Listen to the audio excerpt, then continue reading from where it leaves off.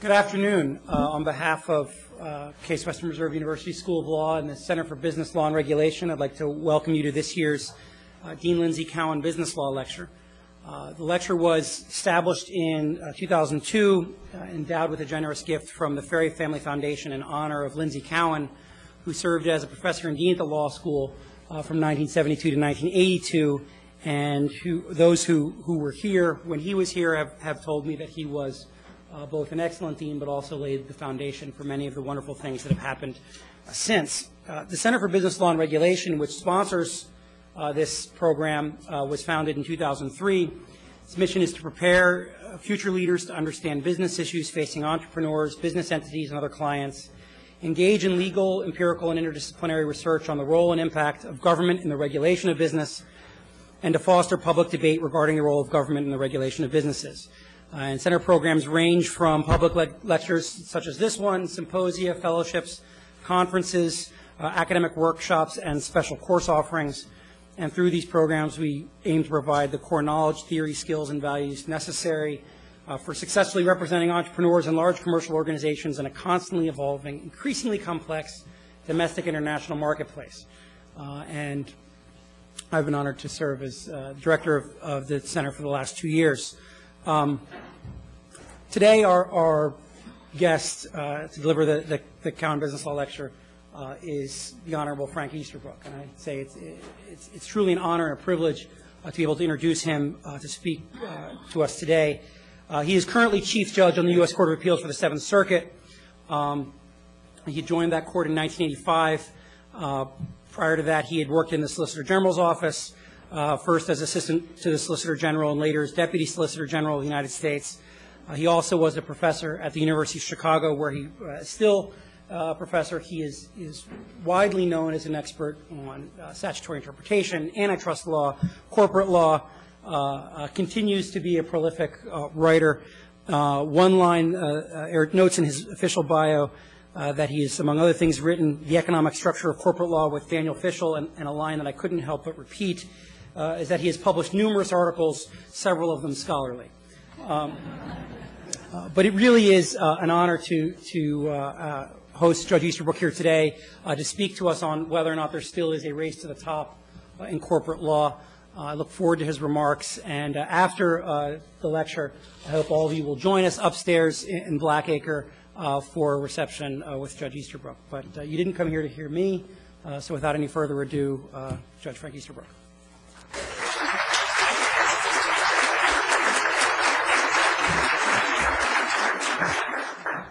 Thank you.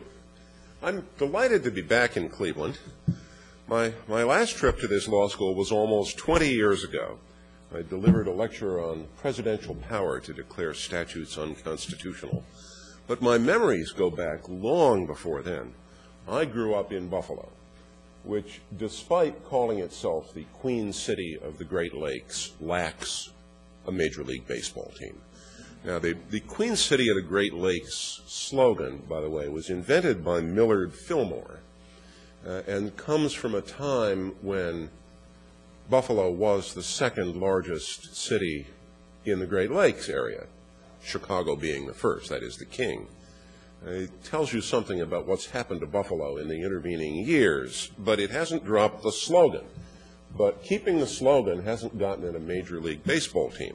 And Toronto didn't have a team when I was growing up either. So my father sometimes drove the family to Cleveland, where I once saw Herb Score shut out the New York Yankees. And I spent most of the summer of 1968 in Cleveland working for the Army Corps of Engineers to ensure that the shipping harbors in the channel, including the Cuyahoga River, were free of obstructions. There are two things I remember vividly about that summer. One was the fact that the Cuyahoga was topped with a sheen of linseed oil, which I could taste every day after work. In fact, I sometimes still can taste the linseed oil. And it was from a Sherwin-Williams paint plant up the river. And, of course, the next summer it would catch fire and make Cleveland famous for all the wrong reasons. And the other was that there was a garbage dump supporting a flock of gulls right at the end of the runway of Burke Lakefront Airport. So it was no great surprise when on July 28th of that year, a plane's engine stalled when it got too high a ratio of feathers to oxygen, and it quickly came back to Earth, and it plopped into the lake just off the runway's end. The Corps of Engineers sent a derrick barge to get the plane back on land, and the lawyers sent a complaint that came to the Supreme Court of the United States, which had to address the question whether the Death on the High Seas Act applied to a plane crash in Lake Erie, even though no one died and Lake Erie is not among high seas. It struck me then that I might want to become a lawyer. That was one of two times I have seen the events that led to a decision by the Supreme Court, and oddly, the other also was an inland admiralty case. But enough about water. What about corporate law? I chose the subject and title of this paper in homage to Ralph Winter's paper, published almost exactly 30 years ago, entitled State Law, Shareholder Protection, and the Theory of the Corporation. Winter's paper is the single most important contribution to the economic analysis of corporate law since Ronald Coase published The Nature of the Firm in 1937. Only the roughly contemporaneous paper by Jensen and Meckling about agency costs and the theory of the firm is a serious rival to Winter's. And to understand why I am today worried about a race for the bottom, I take you back to the 1970s when Ralph Winter was a professor of law at Yale. He was not turned into a federal judge for another 4 years. The dominant academic view in the 1970s was that Delaware had waged and won a race for the bottom in corporate law by offering ever more favorable terms to corporate managers, who then moved their corporations, state of incorporation, to that lax jurisdiction. William Carey wrote the most famous denunciation, but Stanley Kaplan, from whom I took corporate law when I was a student at the University of Chicago, held the same view. When the faculty of the University of Chicago teaches that markets are bad, as Kaplan did, and that only federal regulation can save the day, you know there was an academic consensus. Now, the argument runs that naturally managers want the most discretion under state law, the better to steal from investors. Naturally, states compete to offer that discretion to managers, the better to increase their franchise fees. Managers are concentrated and strong. Investors are scattered and weak, to bring to your mind visions of Burlean means. The separation of ownership and control, which allows firms to accumulate vast sums from thousands of people, left the investors powerless. Each is too small to have any influence, either directly or through corporate elections. Indeed, none of the scattered investors would study the firm with care, because each knows that he has too few shares, and thus too few votes, to influence the outcome of the election. And therefore, all investors are rationally ignorant and rationally passive. Thus, managers can do what they want. And what they want is to appropriate investors' wealth to the extent the law allows, and sometimes even beyond. So the professors and the political reformers clamored for stringent federal regulation to protect investors. Instead of letting managers decide how firms were run and governed, government itself should establish minimum standards for investors' protection. If states are unwilling, then the national government must do this. And this led to calls for national chartering, or at least national standards of governance, building on top of the national standards of disclosure from the Securities Acts of 1933 and 1934. If states were villains of the peace, as William Carey cast it, then the national government was to be the knight in shining armor. What Professor Winter, as he then was, asked is, how could everybody be so stupid? If managers can exploit scattered investors by locating in Delaware, everybody had to know it. Why would investors be patsies? Major investors are savvy, and over the long run, ignorant investors lose their money to smart investors. It's a good Darwinian approach. So at any given time, the people who control the largest sums of money and will have the largest influence on firms' organization and the price of their securities will be the most sophisticated investors who know everything professors of law know and then some about corporate management and corporate performance. And if managers divert returns from investors, professional money managers and other big investors will put their money elsewhere, but they'll demand compensation ex ante. Because after all, in order to get investors to pony up, managers have to make credible promises that the investors are going to get some money back. If managers set up governance structures that allow them to skim, then investors will pay less at the outset until the lower investments raise the expected return to the competitive level. In this way, managers pay ex ante for the right to appropriate ex post. Investors put up less, and they're not exploited. If entrepreneurs want to raise more capital, they have to make promises that investors find satisfactory.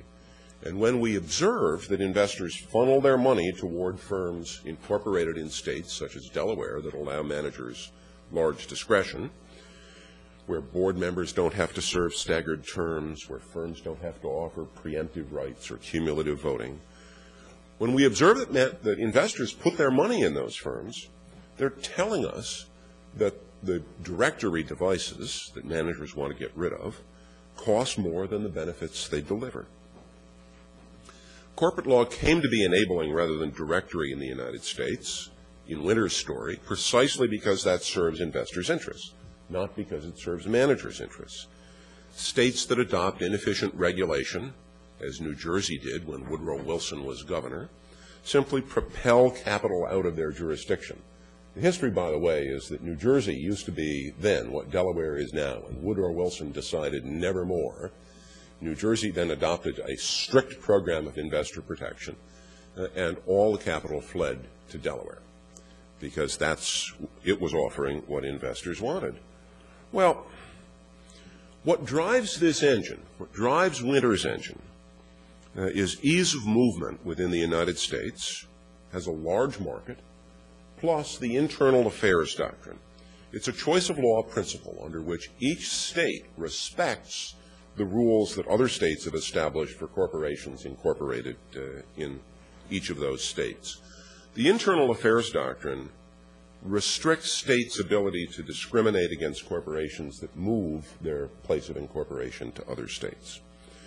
So firms then could move their charters without moving their operations, quite unlike the real seat doctrine in Europe, which was created by France in the 19th century to block competition in corporate chartering from England. And it happened that Delaware was small enough to make a credible commitment to maintain an efficient law. It gathers about 25% of the state budget from corporate charter fees, and that's a bond of good faith between the state and investors who can't vote for the Delaware legislature.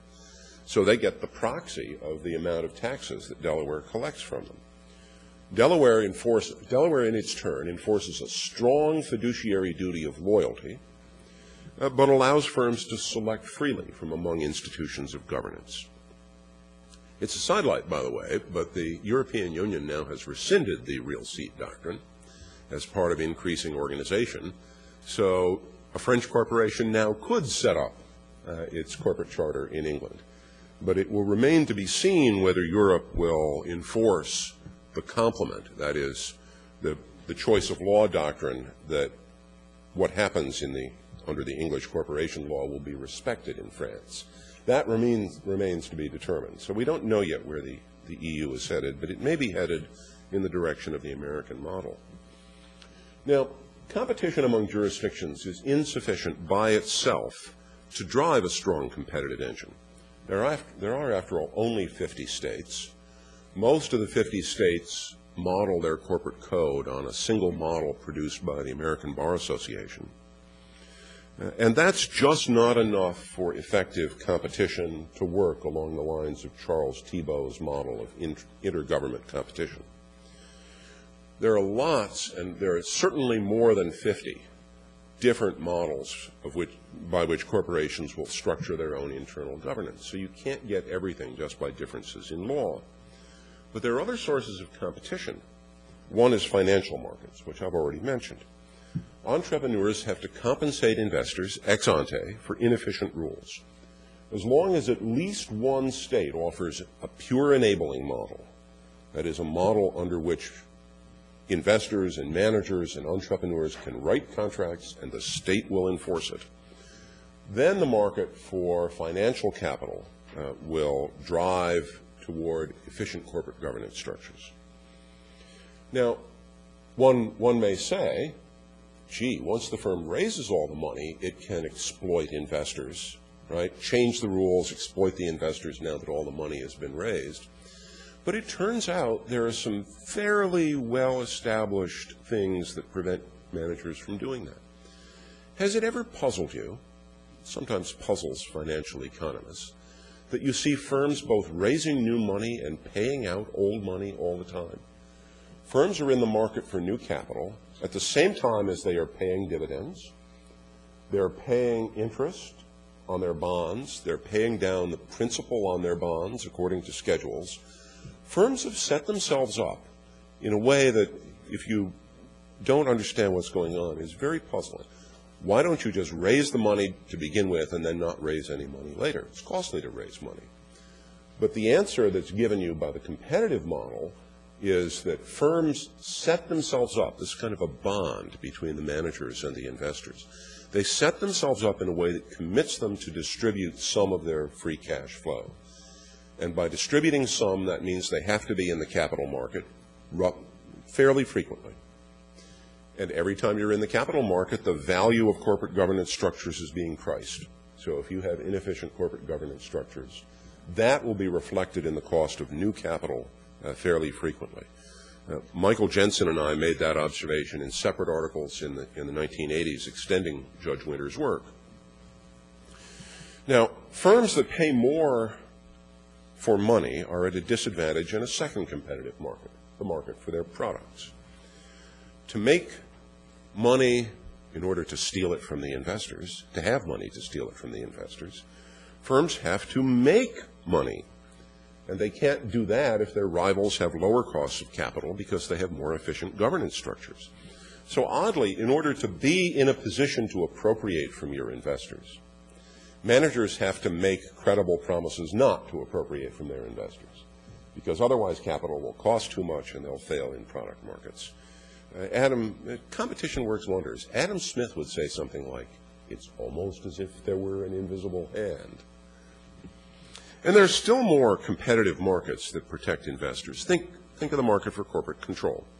If one firm is poorly managed and its investors don't receive the highest return on their money, that depresses the price of its stock, makes it easier for some other firm to come in, buy up the stock, improve the management, and turn around and sell it at a profit. I've suggested sometimes that the University of Chicago should buy up Harvard, improve the faculty, and spin it off at a profit. But I keep getting told that that won't work because Harvard doesn't have tradable shares. So we can't buy it up through this mechanism. But the kinds of companies we're talking about here do have tradable shares, so that mechanism works. Now, Professor Winter wrote at a moment when it was becoming possible to test propositions about the way financial and corporate markets work. Data about stock prices was being compiled at Chicago by the Center for Research in Securities Prices. Computers were becoming cheaper. Statistical software was coming to market. Soon it was possible to conduct what was known as event studies. You look at how events in the life of corporations or corporate law affect securities prices. You filter out unrelated events, including general market movements. The capital asset pricing model provides a way to do that. And so you isolate the effect of the events you care about. And with savvy investors, changes in stock prices reflect real information. I'm not assuming here, Professor Winter certainly didn't, that stock markets are perfectly efficient. But at the margin, new bits of information will get priced by the market to reflect their relative contribution to the good and bad features of corporate life. And even when markets are inefficient, investors know that higher prices are better than lower ones. So shortly after Ralph Winter published his paper, it became possible to test the hypothesis that more discretion enables managers to design governance devices that are good for investors. And test after test vindicates the Winter hypothesis. When firms reincorporate in Delaware, the price of their stock rises. When they get rid of classified boards, the price of their stock rises. When they get rid of staggered terms of directors, the price of their stock rises.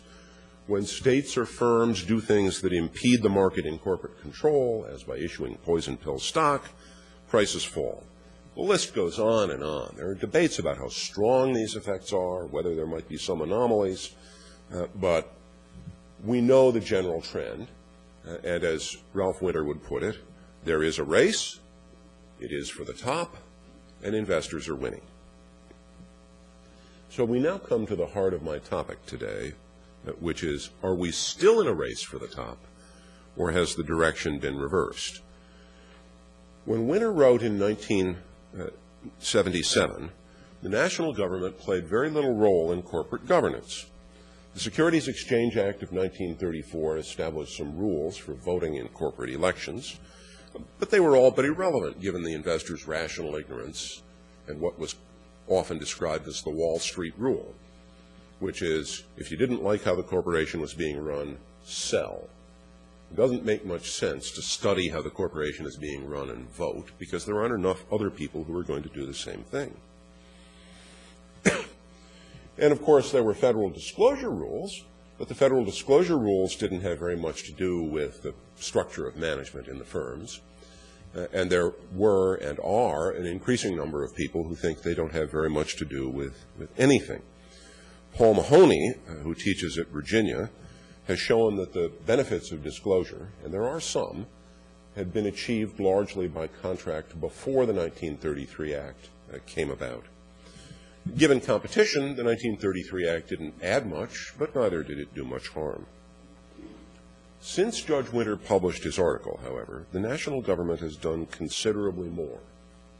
The Securities and Exchange Commission has added rules to the Williams Act, the 1968 statute addressing the subject of tender offers. And many of those rules, such as rules forbidding warehousing of stock, forbidding the secret formation of acquiring groups, forbidding short tenders, have gone far to hamper the market in corporate control. Congress has enacted tax rules that make many takeover strategies unprofitable and hinder some compensation devices used to align managers' interests with those of investors. And most recently, the Sarbanes-Oxley Act has specified many governance devices that all publicly traded firms must employ. Now, there's a big difference between these national rules and the state rules that we've been discussing, because the national rules are not default positions that investors can supersede by contract when they deem another device preferable. The national rules are prescriptions, and prescriptions knock out not only jurisdictional competition, but also several of the competitive devices in financial markets. If entrepreneurs and managers cannot, by law, are forbidden to offer different devices, then they're not penalized relative to their rivals for failure to offer them. If the mandatory rules turn out to be bad ones, investors can lose. The national government, in other words, can wage and win a race to the bottom in a way that states cannot. Winter said that Kerry was wrong to think that states are racing for the bottom. My addition today is that Kerry had things backward in thinking that the national government was superior to the states in corporate regulation. And we're moving toward national regulation of corporate governance. The Sarbanes-Oxley Act is lengthy, and if I describe more than a little of it, we would be here well past the time scheduled for the reception. So I hope you'll excuse my decision to condense. The Act does three principal kinds of things. First, it requires, and I'm quoting, equal and fair disclosure of corporate information. I won't get into detail, but the Act, together with the SEC's Regulation FD for fair disclosure, forbids preferential disclosures to particular investors or analysts. Now, the goal may have been to expedite disclosure. Right? The story would be, if you can't make a preferential disclosure to your favorite analyst, then you'll disclose to everybody sooner. And stock prices will reflect the information, we'll all be better off. But the alternative, of course, is that if you can't make a preferential and secret disclosure to your preferred analyst, you may not disclose until later, if indeed you ever disclose at all.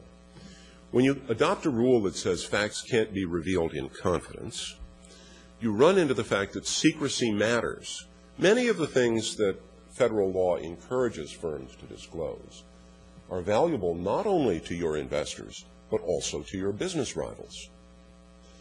And if benefits for investors depend on keeping something secret from business rivals in order to foster competition in product markets, then a rule that says no preferential access is equivalent to saying keep the stuff under your hat indefinitely. So it's far from clear that rules requiring equal access either will or even can help investors. The second principal requirement of Sarbanes-Oxley is that traded corporations have independent boards. That is, boards of directors, a majority of whose members are independent of the issuer and anyone affiliated with the issuer. Every firm has to have at least one committee to choose an auditor and another to set executive compensation, and those committees have to be completely independent of the insiders. The idea is that insiders forced to justify themselves to skeptical independence will be better servants of investors' interests. But is it a good idea? Well, the Sarbanes-Oxley Act sets up an adversarial model of governance more closely related to the judiciary than to cooperative production, and it may divert managers' time from making business decisions to making PowerPoint presentations. Perhaps CEOs will wind up, like cabinet officers, as frontmen who conduct roadshows, answer questions, and certify financial statements, while a deputy really runs the firm. Would that be an improvement or just a layer of bureaucracy? But I'm not worried about that model so much as I am worried about the idea of independent directors. Now, independent directors, the I in independent, often stands for ignorant, because independence is defined as not working full-time at the firm, not being associated with anybody affiliated with the firm, and so on. In other words, independent is defined as not being in a position to know what in the world is going on at this firm, except for what the real insiders tell you. In other words, you will be spoon-fed information by the insider. And, of course, academics of all people should know this. Universities' boards of trustees are completely independent, but are also kept totally in the dark by the faculty and managers and deans and presidents and so on, so that they will be under the thumb of the people who actually work at the university full-time. Well, what's true of university boards is true of corporate boards, too. Roberta Romano has written a wonderful article called The Sarbanes-Oxley Act and the Making of Quack Corporate Governance. Her main point is that the Sarbanes-Oxley Act's governance prescriptions find little support in event studies of the kind I described a while back. And that's certainly true. If you look at what happened to firms when the Sarbanes-Oxley Act was adopted, the best estimate is that it probably cost about 5% of total value. But my concern is that even if event studies did show benefits, on average, from independent boards and an adversarial model of governance, there wouldn't be an adequate basis for suppressing competition in the design and implementation of governance devices. I want you to consider 4 models of the corporate board. One is the Sarbanes-Oxley model, in which outsiders choose and monitor the managers. Potential benefits are that outsiders have no particular interest in stealing from investors, but the drawbacks are that the lower stakes of the independent directors mean poor incentives and a poor supply of information, and that skeptical relations between managers and their board members may enmesh firms in bureaucratic tussles. That's model 1. Model 2 is a generational competition model. The board includes the top managers, and instead of a bunch of outsiders, it includes the underlings, the next generation of top managers, the people who will be the top dogs tomorrow. And in that model, generation number 2 monitors generation number 1 closely to ensure that the business flourishes until generation number 2 can take over. They've got good information, they've got good incentives, and investors are incidental beneficiaries. You can imagine generation number 1 and generation number 2 conspiring to steal from investors, but if so, generation number 2 would be left holding the bag, and as they don't want to be in that position, they'll be pretty good representatives of investors' interests. Model number 3 depends on large block holders doing the monitoring. The surprisingly large number of large corporations, even the biggest ones, have investors, or fairly small and cohesive groups of investors, that own 10% or more of the company's stock. Harold Dempsey showed that those large blocks are associated with better performance because people who have large stakes in corporations are pretty good monitors. Many firms lack such helpful monitors, and you can imagine that for them, independent boards may be better. But under Sarbanes-Oxley, independent boards and committees are required even for firms that have very large blocks. In other words, there may be really good monitoring devices that under Sarbanes-Oxley are being replaced by mediocre ones. Model number 4 is the market and corporate control. You assume in this model that boards are under the manager's thumbs, but outsiders are free to gather up stock and displace the incumbents. And they make a profit if, and only to the extent that, the firm is more valuable after the transformation than it was before. The takeover mechanism, in other words, judges by results rather than by process. Now, that market has pretty high transactions costs, which means that it can never be perfect. And alas, the national government has been increasing the transactions costs of that market. But a meta-analysis of empirical studies done by Lucian Bebchuk and others shows that what really helps corporations the most is changes that promote the market for corporate control. Rescinding poison pills helps investors. Removing staggered boards helps investors because outsiders can take control more quickly. Removing supermajority requirements helps investors. But the details of independence on the board help investors not at all. Which of those 4 models is best for a given firm is impossible to say a priori. It's easy enough for me to imagine that each of the 4 will work best for some percentage of the firms. Perhaps the independent monitoring model is best for most firms most of the time, but that doesn't justify the exclusion of other options. Vanilla ice cream is best for most people most of the time. It's by far and away the most popular flavor. But no one thinks that society would be better off if all other flavors were forbidden by federal law. Well, a reduction in the opportunity set makes everybody worse off, all of the time. And since there are no third-party effects in corporate governance, there's no excuse for curtailing the opportunity set. The third set of requirements in the Sarbanes-Oxley Act is more monitoring by accountants, in addition to monitoring by independent directors. And this takes several forms. The audit committee chooses the accountant. The accountant is forbidden to offer business consulting services in addition to accounting services. That combination is said to offer too great an incentive to go along with managers in order to get consulting profits. The accounting firm must turn over its engagement leader at least every 5 years, if not more frequently. Long tenure is said to lead to excess familiarity, so the costs of training replacements must be borne. I'm going to propose that the faculty at every American law school turn over at least every 5 years, but I suspect there might be some resistance from the audience. And finally, each firm must establish an elaborate system of internal financial controls supervised by the accountant. When Congress asked the SEC to estimate the costs of these changes, which were ultimately required by Section 404 of the Act, the SEC came up with a number of $91,000 per firm per year, which to Congress seemed like a small price to pay for better controls. The actual experience has been that compliance with this section costs approximately $7.8 million per firm per year, or about 30 times the SEC's estimate, which even for government work is not particularly close. The head of the new audit control body established by the statute says that this is much too much, and in any event, it has not so far caught, or so far as we can see, affected financial frauds.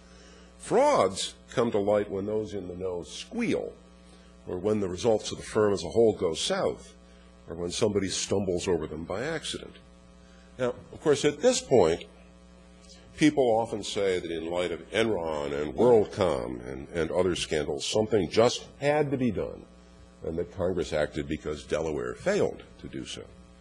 Well, it's not clear to me that something had to be done.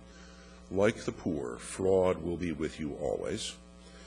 And there have been lots of other frauds in American history that have not led to laws like this. The Sarbanes-Oxley Act did not cause the market to rise. As I said, on average, it seems to be about a 5% decline, and it's been stagnant since. Nor would it have made much sense for Delaware to have done something where the something in this blank is a reduction in the scope of competition and private choice. One of life's delicious ironies is that Enron was a model corporation by the standards of William Carey and the Sarbanes-Oxley Act. Enron had a majority independent board. It had independent audit committee. It had an independent compensation committee. Its auditor was Arthur Andersen, who was not only held out as the gold standard of the industry, but Arthur Andersen was the first to divest its consulting operation into a separate firm now known as Accenture.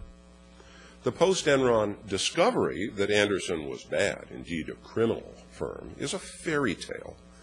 The Supreme Court reversed its criminal conviction, and Ted Eisenberg and John Macy found, after a painstaking empirical study, that Andersen had lower error rates than most of the other large accounting firms. Nonetheless, the upshot of the Sarbanes-Oxley Act is that today every firm must be governed just like Enron. That is what Congress enacted. It requires every firm to be governed just like Enron. One thing that went wrong at Enron is that the firm and its operations were so complex that people who spent less than full time there couldn't understand what was going on. And, of course, even some of the insiders have pleaded ignorance. One of the outsiders was Wendy Graham, an academic economist who at one time was chairman of the Commodities Futures Exchange Commission. Enron's audit committee was headed by a former dean of the Stanford Business School. If the head of the CFTC and the dean of the Stanford Business School can't make sense of a business like Enron as an outside independent director, what hope is there for a model of insisting on monitoring by independent and thus ignorant outsiders? And I remember, too, that the Compensation Committee of the New York Stock Exchange, also all independent, also all sophisticated, said after the details of Mr. Grasso's compensation package came to be known that they just didn't understand this complex stuff and never would have approved it had they had more information. Well, you're looking at the costs of independence. Now, you're entitled to ask me if independence and the other features of Sarbanes-Oxley are problematic, how this legislation came to be.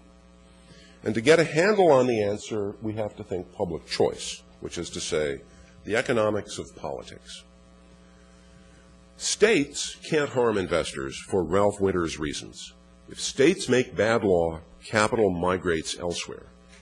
Managers can't harm investors through their choice of governance devices for largely the same reasons, although managers can harm investors by making edsels, or indeed much of anything else Ford is making these days. But those aren't dealt with by governance devices, so I want to put that to one side. The managers and states don't have much power because capital is so mobile.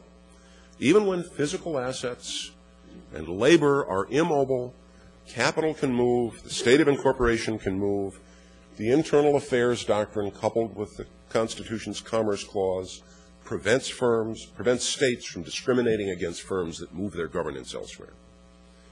But it's much harder to remove capital from the United States as a whole, and this country does not recognize the equivalence of an internal affairs doctrine when dealing with other countries.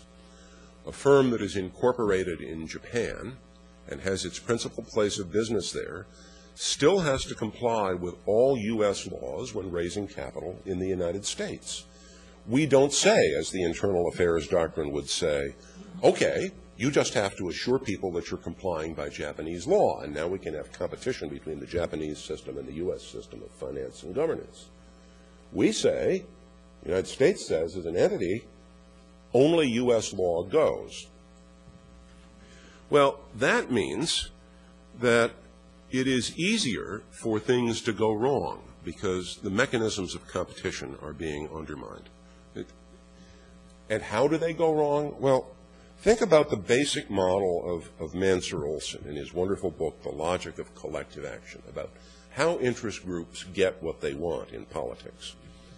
Any interest group wants to feather its own nest, wants to get more for its own members. But all interest groups that seek legislation are beset by free riding. Any one member of the group thinks, you know, if I don't contribute to this effort and sit on the sidelines, the results will be the same as if I contribute. So why should I do anything? I won't go lobby, I won't contribute, I sit.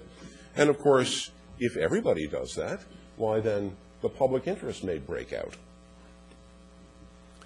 But small and concentrated groups may succeed where large ones fail. Solve your free riding problem while other groups can't, and your political agenda flourishes. And this is what we see over and over and over. Groups from which it's really hard to drop out. Say, think of milk producers. You can't just stop being a milk producer and turn your farm into a law firm. It doesn't work that way, right? You've got capital tied up, physical capital, human capital. It's a group from which dropping out is fairly difficult, and which is also relatively small. And what you get out of that is milk price controls, in which Congress passes a law that requires babies to subsidize farmers, which is exactly what we have in the United States. We see this over and over. The power of the understanding that small groups are very successful in getting their political agenda enacted is borne out essentially every issue of the Journal of Law and Economics, which gives another example, or five, of some statute that bestows benefits on a well-organized and small interest at the expense of consumers. So, who are the interest groups in corporate law? Well, not the legal academy, surely. William Carey didn't accomplish much even when he was head of the SEC. Anyway, Ralph Winter largely converted the academy intellectually. So professors of corporate law are not an effective interest group. But the accounting profession is something else again. The accounting profession is highly concentrated. It used to be a Big 10, and then a Big 8, and then a Big 5, and then you get the idea. And it has learned that it can get benefits at the national level. The Sarbanes-Oxley Act roughly doubled the amount that corporations pay for accounting services. Now, does it surprise you that after multiple scandals show that accountants are not very good at detecting or preventing fraud, new legislation will require firms to double the amount of accounting services they produce? Why is there a law that requires firms to buy more of a low-quality good? But if you think in public choice terms, it shouldn't surprise you that accounting failures become a means by which resources are transferred from investors to accountants. Now, I hear you thinking, surely this is wrong, because investors lose when governance options are curtailed. Per Ralph Winter's mechanism, managers serve investors' interests. Thus, managers should be the first in line to defeat statutes such as the Sarbanes-Oxley Act, and since everybody knows that big corporations are effective lobbyists, this should protect investors fully. Unfortunately, what everybody knows about the power of corporate lobbying is hooey. Consider Mansur-Olson's question number 1. How does this group solve the problem of free riding? People who could influence legislators, if they tried, need a good reason to try, because exercising influence is expensive. If other persons similarly situated will do the job, any particular member of the group just sits on the sidelines, reaping the benefits without incurring the costs. And of course, if enough people sit on the sidelines, your group is totally ineffectual. As the group grows in size, free riding becomes first serious and then intractable. Is there a solution to be found? Well, overcoming free riding is easier when the group is small, cohesive, able to target large benefits on each member and exclude non-members from sharing in those benefits, and also able to spread the costs widely so that they don't stir up a lot of opposition. Your group prevails if its free riding problem is less serious than the problem afflicting its rivals. In many ways, the most powerful groups are those that the conventional wisdom treats as powerless. For example, minorities that have limited agendas and from which dropping out is not an option. So how do corporations fare at handling free riding? Poorly. Corporations don't vote. They're forbidden by law from making political contributions. So corporate influence depends on firms' ability to engage the interests of investors and other stakeholders, because it's their money that's really on the line. Yet there are very many large corporations with constant entry and exit. You know, the Ralph Naders of the world will point to the Fortune 500 and say, look, 500 giant firms.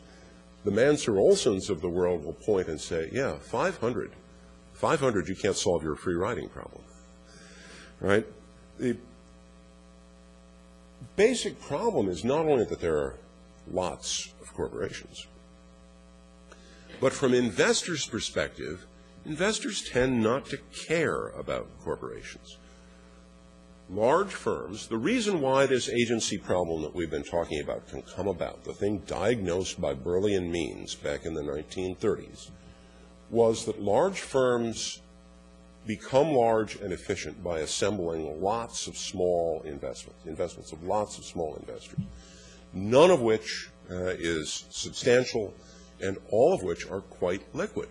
What makes it possible to raise the money is the liquidity of securities markets so that people can get out as well as getting in. But that means that the firm can't solve a free riding problem. Investors can drop out costlessly. That's what liquid markets do. Portfolio theory has taught investors, and their surrogates at financial intermediaries, such as pension and mutual funds, that safety lies in diversification. A diversified investor cares about the success of the economy as a whole and is indifferent to the fortunes of any one corporation. Rational ignorance prevails. Most investments today are held in diversified portfolios, and they're held indirectly by insurance or pension trusts or university endowments, rather than by natural persons. So, to speak of corporations is to speak of the economy as a whole, and therefore to speak of a disorganized and ineffectual group, the target of small, concentrated, and therefore powerful adversaries. Businesses are at each other's throats. This is, of course, what competition in both product and political markets is about, and can't collaborate. Corporations that want to emit carbon dioxide must fight off corporations that manufacture carbon dioxide control equipment.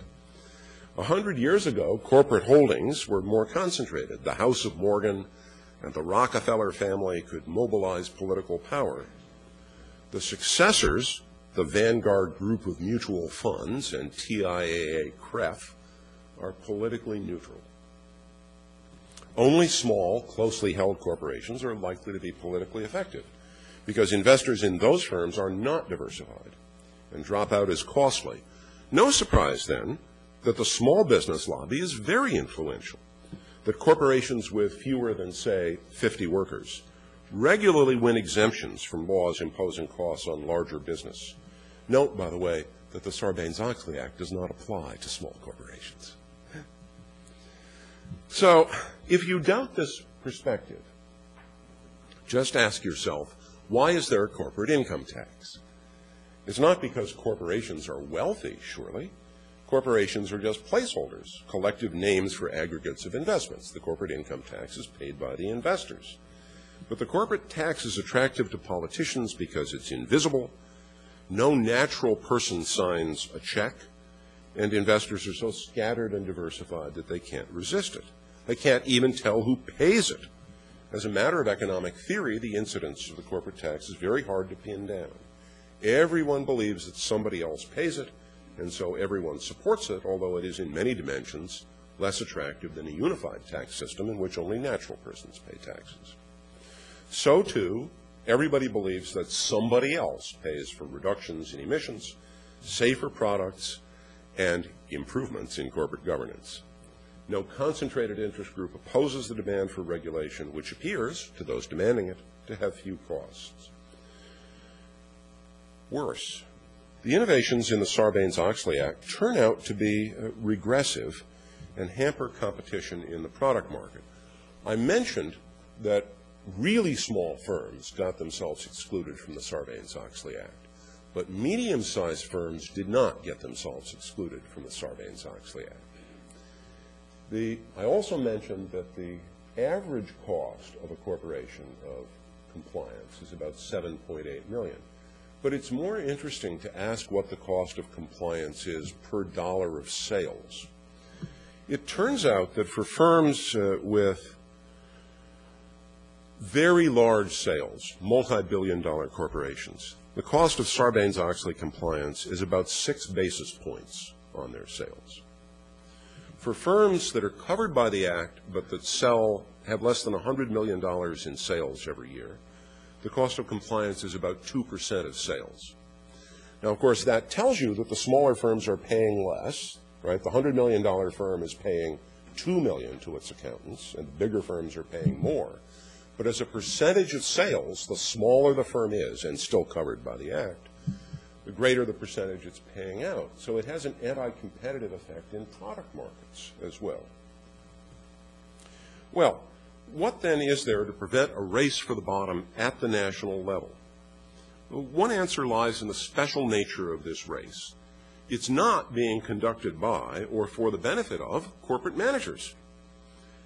The managers themselves remain in a competitive system, and if they choose any suboptimal governance structure, they'll pay the price in financial markets, which will hamper them in product markets. Firms whose managers choose poorly relative to other firms' choices will do poorly. So that's a comfort. But where is the competition going to come from, right? No competition among the states after Sarbanes-Oxley and these dimensions of corporate governance. It's knocked out the kinds of competitive engines that I suggested. So where does competition now come from? Well, one means of competing is to opt out of the Sarbanes-Oxley Act. The Sarbanes-Oxley Act applies to publicly traded corporations. You can become a not publicly traded corporation, what Larry Ribstein calls uncorporations. And all of you, I assume, have noticed that since the Sarbanes-Oxley Act, there has been an upswing in what tends to be called private equity or going private. Many formerly public corporations, the Tribune Corporation, for example, in my hometown of Chicago, have taken themselves off the market and gone private. And the Tribune ends up being run by Sam Zell, a very wealthy investor who I assume is a good monitor of his immediate subordinates. That system works only if there is some good way of gathering up capital in a way that competes with the great power of gathering anonymous contributions through stock markets. And in fact, we've seen great advances in the ability to do this. More and more, private equity is being paid for by, university endowments, pension funds. Since we have large pools of private capital now, they can be moved in a way that will take some firms, quite a lot of firms, off the stock market. So some balance between public corporations and uncorporations still produces some competition. Another possibility is international competition. The United States may try to prevent it. As I say, the United States denies it is affecting its own version of the real seat doctrine. The United States may try to prevent competition, but the time when the U.S. ruled the global economy is past us. Increasingly, the United States looks to the global economy as a single state like Ohio or Illinois used to look to the United States economy. And that makes it more difficult to pass inefficient U.S. laws because capital will flee. We've seen this happen, by the way, in derivative securities. That is, options, futures contracts, one-off transactions such as swaps. At one time, the United States tried to regulate derivative securities, futures, in detail. New futures contracts had to be proposed to the Commodities Future Trading Commission, which would sit on it for years, waiting for academic studies almost as thorough as those needed to get a new drug to market. And the SEC tried very hard to prevent trading in derivative instruments that might compete with the instruments that were traded on the SEC's client exchanges, the stock markets and the option markets. All of that ended in the year 2000 with the Commodities Futures Modernization Act of 2000. And why did those rules all go away? Well, it would be nice to think that they vanished because professors of finance brought forward data showing that the newspaper-ish tales about derivatives, that they increase volatility, that program trading in derivatives caused the stock market crash of October '87, that they injure small investors and so on. It would be nice to think that these rules went away because scholars showed that the stories were all wrong. Well, scholars have shown that the stories were all wrong. Derivatives reduce volatility. They're great to trade. They're great to hedge against risk. They're great to trade because they have lower costs per share of stock in trading than actually trading the physicals. But it would be foolish to suppose that scholarly studies change national legislation. If that were so, Sarbanes-Oxley never would have been enacted. What happened to the regulation of derivatives is international competition. Trades moved from the Chicago Board of Trade, which had to wait for regulatory approval, to exchanges in London, Frankfurt, and Hong Kong that weren't saddled by those regulations. The loss of business led everybody in the United States, the exchanges, the people who were using derivatives. Everybody got up in arms and went to Congress and said, liberate us from this legislation that was meant to protect us, but in fact is injuring us. And Congress finally obliged. Now, of course, the international competition remains, but now it will be closer to being on the merits. The tendency of interest groups to want national legislation to play the role of handicapper general. If you find something that somebody else can do well, prevent them from doing it. Right? That's Kurt Vonnegut's handicapper general at the level of legislation. That can't be got rid of, but with international competition, its power can be stilled. And one can hope that a similar process will promote efficient corporate governance. But as long as the U.S. rejects a system of international corporate movement so that Singapore or Poland can be tomorrow's Delaware, it will be a very slow transition. Perhaps it will be expedited if investors move beyond uncorporation to disintegrate the firm itself. I've suggested in other work that with derivatives we can move closer to Cose's idea behind his 1937 paper that firms themselves could be largely disestablished and have smaller units cooperating on particular products. Well, finally, how effective competition may be in undoing this may depend on, I say this ironically, on the success of yet another federal initiative. One federal statute that I haven't mentioned so far, the Securities Litigation Uniform Standards Act, or SLUSA, as professors of securities law tend to call it, is one that makes it harder for states to try to play the grab and run game. Much securities litigation has been an effort by particular jurisdictions or appeals to judges in particular jurisdictions along the lines of, oh, well, you know, most of the investors in this firm are from out of state. Let's see if we can transfer some of the money and we attorneys will pocket it as it goes by. SLUSA makes that a little harder. And we will have to see. The Supreme Court finally decided its first major case on that subject last year, the Tellabs case. We will have to see how well that's carried out. But you'd never reach the reception if I launched into that subject. So let me close where I began. Ralph Winter's great article of 1977 brought light to a dark corner of the law and set the stage for scholarship for the next generation. We have to carry on the worthy tradition he began by asking whether federal regulation creates the very problem that Professor Carey feared from the states. Thank you very much.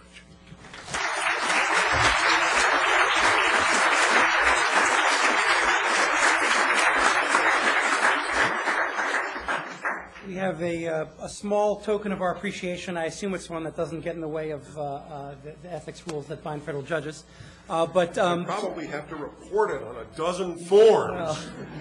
But please join Judge Easterbrook and us upstairs for reception in Blackacre, and join me once again in thanking Judge Easterbrook for his remarks.